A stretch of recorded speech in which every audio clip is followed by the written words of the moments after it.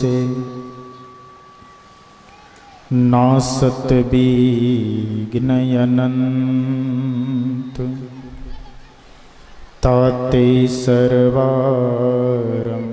में ध्यावत है सब संत। मेरा मुझ में कछु नहीं, जो कुछ है गुरु तोर। तेरा तुझको सौंपता, क्या लागत है मोर।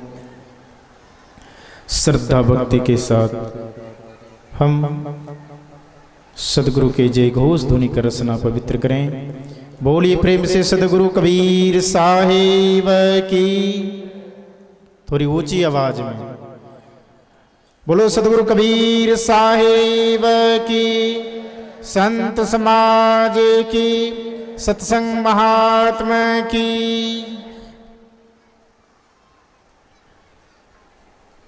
मेरे अध्यात्म जीवन के परम मार्गदर्शक परमाराध्य सदगुरुदेव जी मंच पर विराजमान, वैशाली से पधारे परम पूज्यपाद सदगुरु श्री रामाशंकर साहेब जी,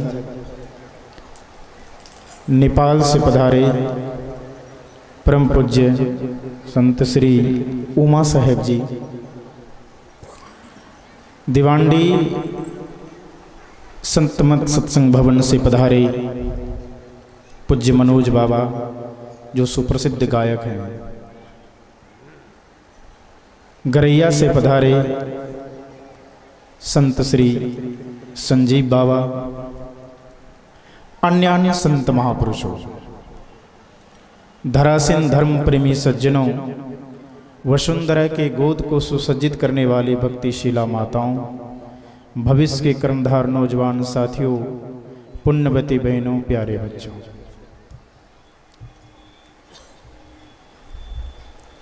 बड़े ही हम सभी सौभाग्यशाली आत्मा हैं। इस भवानीपुर के बलिया ग्राम में हाई स्कूल के प्रांगण में,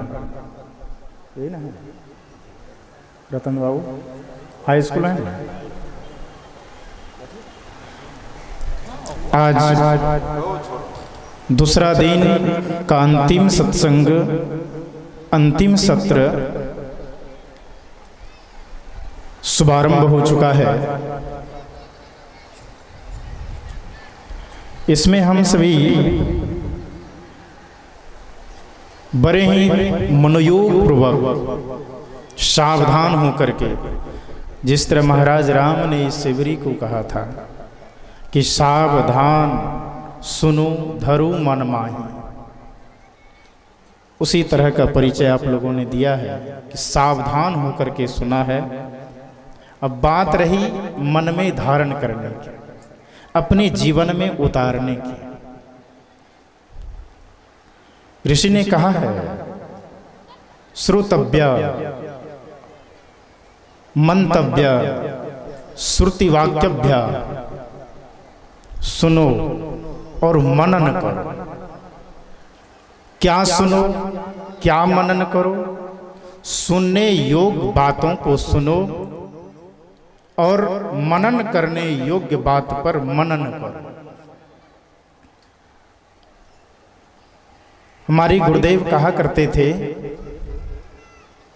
उदाहरण दे करके, इसको स्पष्ट करके, कि जैसे हर किसान के दरवाजे पर पशु होता है, पशु के खाने के लिए जो नाद होता है उसमें हम घास डाल देते हैं, पशु भरपेट खा लेता है। और खा करके पशु यदि पागुर नहीं करे, मतलब गाली नहीं करे, तो किसान समझता है कि पशु बीमार पड़ गया है। किसान यही समझता है कि पशु बीमार पड़ गया है। उसके लिए ट्रीटमेंट की जरूरत है। बिना पागुर किए, बिना गाली किए पशु के पेट में घास पचता नहीं है। ठीक उसी तरह से हम सभी जो 2 दिनों से सत्संग सुन रहे हैं, सुंदर सुंदर बातों को ग्रहण कर रहे हैं, जीवनों उपयोगी बातों को ग्रहण कर रहे हैं। कल के सत्रों में भी हमने सुना है बहुत मनीषियों से, कई विषयों पर। कल के सत्र में हम संत श्री अभय साहब से सुन रहे थे कि भगवान कहाँ है, इसको स्पष्ट रूप से सुने हैं। आज भी सुन रहे थे कि बातें बहुत होती है किंतु परमात्मा का नाम नहीं लिया जाता है। एवं प्रकार से अपने जीवन के सार क्या है, इसके संबंध में अभय साहब से सुने। परम पूज्य श्री रामाशंकर साहब जी के मुखारबिंद से हम लोगों ने सुना। आज ये जो भक्ति चल रही है, पूजा कर रहे हैं, ये जाप चल रहा है, आवाज ठीक रखिए। बोलो सदगुरु कबीर साहिब की। किसका जाप, किसकी भक्ति हम करें, तो इस पर विचार करने की जरूरत है। जब तक विचार करेंगे नहीं तो निर्णय हमारे सामने आ नहीं सकता है। सदगुरु कबीर साहब कहते हैं, करहूं विचार तो सब दुख जाई, पड़ी हरि झूठा केर सगाई। विचार करने पर सभी दुखों का नाश है, सभी कलेशों का नाश है, सभी दौड़ें समाप्त होगी। जब तक हम विचार नहीं करते हैं तो हमारी अंधभक्ति होती है,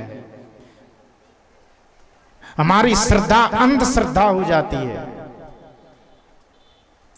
हमारी पूजा अंध पूजा हो जाती है, हमारी साधना भी ठीक ढंग से बन नहीं पाती है। कारण यही है कि हम जो सुनते हैं उस पर विचार नहीं करते हैं, थिंकिंग नहीं करते हैं, चिंतन नहीं करते हैं। परिणाम यह आता है, सदगुरु कबीर साहब कहते हैं कि भक्ति तो सब लोग करते हैं, भक्ति भाव भादो नदी सबे चले घहराए, सरिता सोई सराइए जो जेठ मास ठहराए। भक्ति इस तरह से हम सभी करते हैं, पूजा इस तरह से हम करते हैं, श्रद्धा अर्पण इस तरह से हम करते हैं कि जैसे भादों की नदी उमर घुमर करके आती है और पूरे गांव के गांव को दहा कर लेकर अपने गोद में चली जाती है। भादों के माह में कोसी आकर के ना जाने कितने जीवन को लेकर चली जाती है, कितने मां विधवा हो जाती है, कितने ऐसे घर हैं जो बेघर हो जाते हैं लोग, घर अपने ही घर से, कितनों की जमीन चली जाती है। जहां मैं रहता हूं गंगा किनार में, वहां अभी भी कटाव है। वहां एक एक दिन में 15 एकड़ 20 एकड़ जमीन गंगा की गोद में जाती है। मैं अपने आंख से देखा हूं, गंगा किनार में आदमी घर बनाया हुआ है, भोजन बना रही है माताजी, चूल्हा पर बर्तन है, हंडी डेगची है, किसी में दाल का है तो किसी में चावल के लिए पानी डाली हुई है। चावल बनकर के तैयार हुआ, मां चावल वाली हंडी उठा करके घर ले गई। तब तक में होता क्या है कि घर से बाहर आते आते घर, चूल्हा, दाल के डेगची और मां सहित गंगा के गोद में समा जाती है।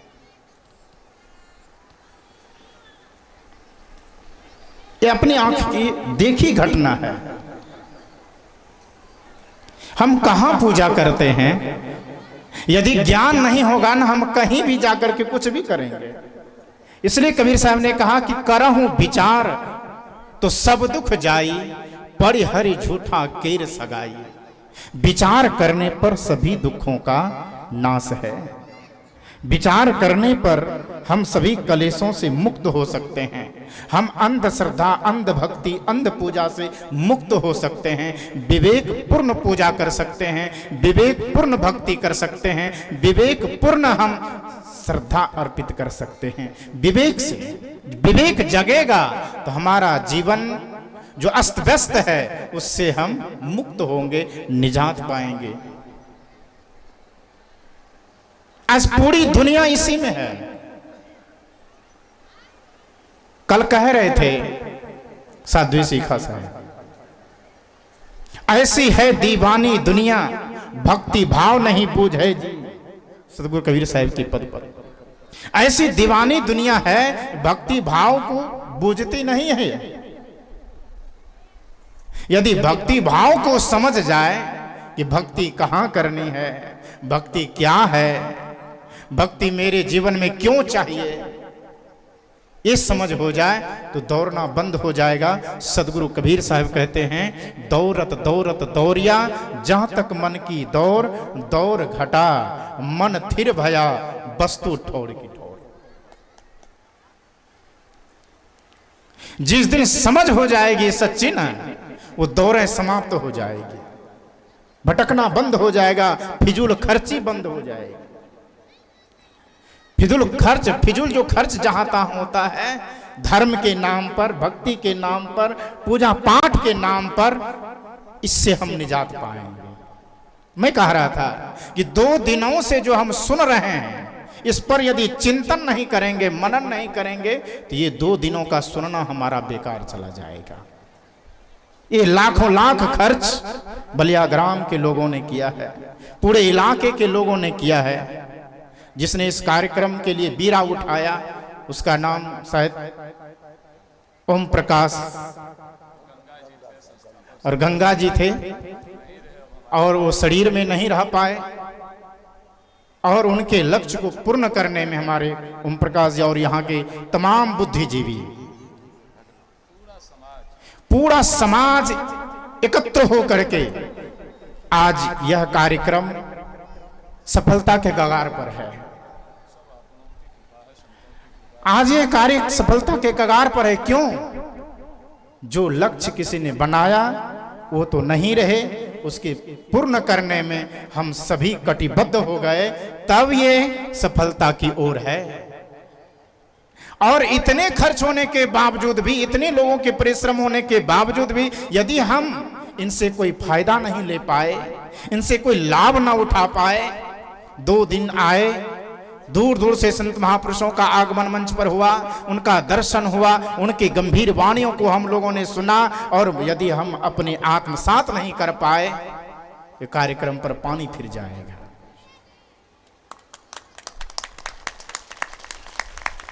इस कार्यक्रम पर पानी फिर जाएगा।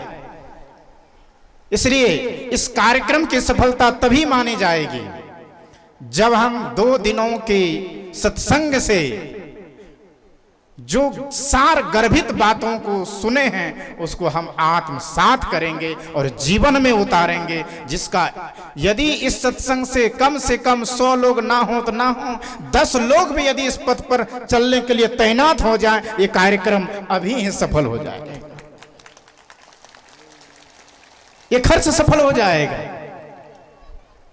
यदि हम विचार नहीं करेंगे तो वही पशु के तरह जीवन हम अपने आप को पाएंगे। हम मानसिकता रूप से बीमार माने जाएंगे, मानसिक रूप से। जैसे पशु का अन्न, पशु का घास पेट में पचे बिना वो बीमार माना जाता है, गाली नहीं करता है तो बीमार माना जाता है, ठीक उसी तरह संतों के विचार पर यदि हम उस चिंतन न करें, सोचें नहीं कि सत्य है कि असत्य है, क्या कहा नहीं कहा, ये जीवनोपयोगी है कि नहीं है, इस पर यदि हम चिंतन नहीं किए, मनन नहीं किए, तो हम मानसिक रूप से बीमार समझे जाएंगे। यह सत्संग स्वस्थ करता है मानसिक रूप से। हम स्वस्थ होने के लिए ही कबीर मंच के सामने बैठते हैं। बौद्धिक रूप से स्वस्थ, मानसिक रूप से स्वस्थ, इसी का नाम धर्म है।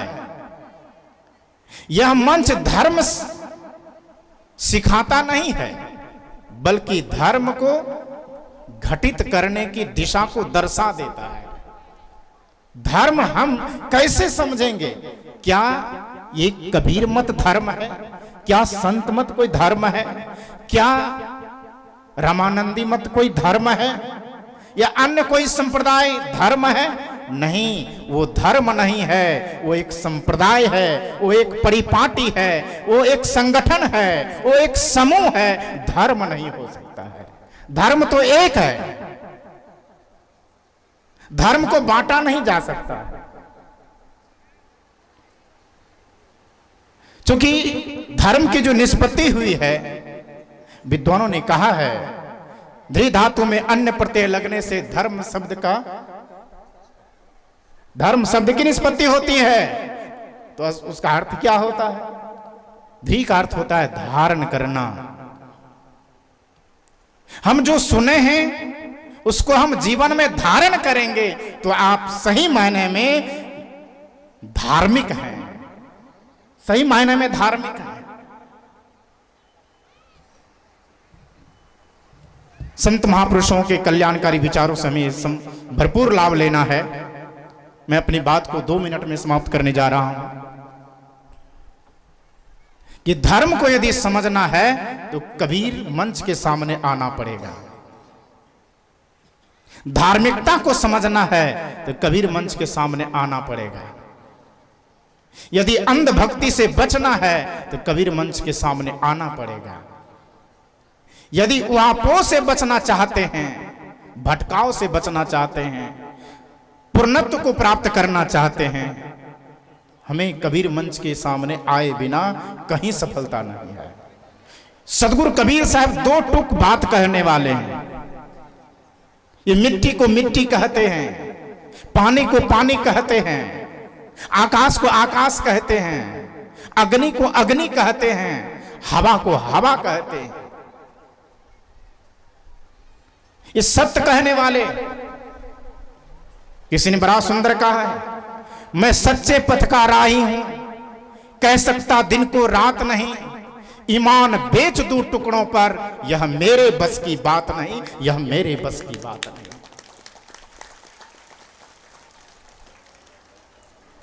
ये सत्य पर चलने के लिए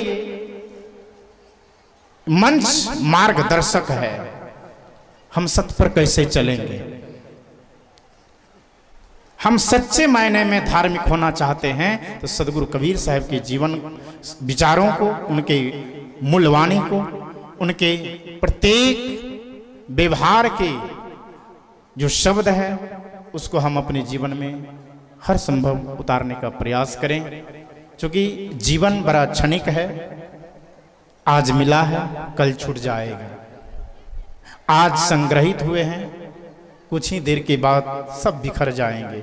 ये अटूट नियम संसार का है। जो मिलता है वो बिछुड़ता है, जो फूलता है वो मुरझाता है, जो फलता है वो झड़ता है, जो उगता है वो डूबता है, जो जन्मता है वो मरता है, जो मिलता है उसका बिछो हो जाना सुनिश्चित है। इसलिए जो गढ़ाई होता है एक दिन त्याज्य में बदल जाता है। तो यह जीवन जो हमारा मिला है ये क्षणिक है। क्षणिक जीवन में हम उस महत्वपूर्ण बातों को समझें जो हम अपने आप में संपूर्ण रूप से आध्यात्मिकता को घटित कर सकें और अपने आप को पूर्ण कर सकें, मानव जीवन सफल कर सकें। इन्हीं चंद मिनटों के साथ देता हूँ अपनी वाणी को विराम। सभी घट में रमैया राम को करता हूँ साहिब बंदगी, साहिब बंदगी, साहिब बंदगी। बोलो सदगुरु कबीर साहिब की जय। बहुत बहुत साधुवाद। संत